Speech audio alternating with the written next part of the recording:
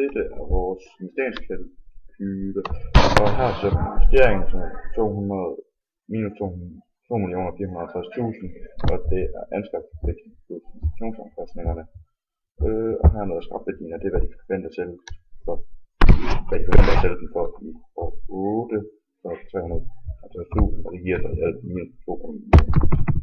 Den årlige indtjening er besparelsen i lønomkostninger minus den årlige vedligeholdelsesomkostninger, og det giver så en årlig indtjening på. Det vil så konsekvent en årlig indtjening på 550.000.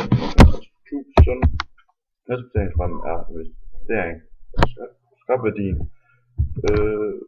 plus den årlige indtjening, og her vil det så minus på 2.450.000, og her vil det så indtil for år 1 som 7, og det giver plus på 565.000, og til sidst en plus på 950.000. De to vælger skal vi bruge vores kalkulationsrente på 11%. Den bruger vi til at beregne vores faktorer, ligger vi ved at bruge procent, hvor vi så udregner procenten af nutidsværdien. Og det gør vi med kalkulationsrente. Nutidsværdien findes ved at sådan tilbage dekortere et beløb på investeringstidspunktet ved hjælp af en given rente, der kaldes kalkulationsrenten. Kalkulationsrenten er det krav, som virksomheden har som minimum, som de stiller til forretningen for at gøre deres investerede kapital. Yes. Og så og så ud fra den forventede indtjening og omkostninger forbundet med investeringen, kan man så ud af, om det er lønsomt. Det vi så se, der er det her, fordi den ender på de 609.434.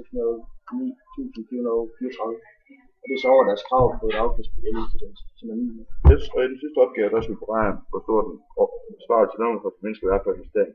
Så, og det gør vi ved at stille os i feltet nutidsværdien, altså kapitalværdien, og så går vi op i data og trykker på en knap der efterhåndelse og målsøgning.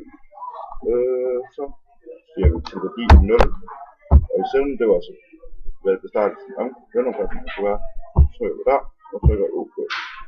Så kan vi så se, at besparelsen af lønomkostningerne skal minimum være 481.574 for at det kan betale sig, før de får et afkast på 11%.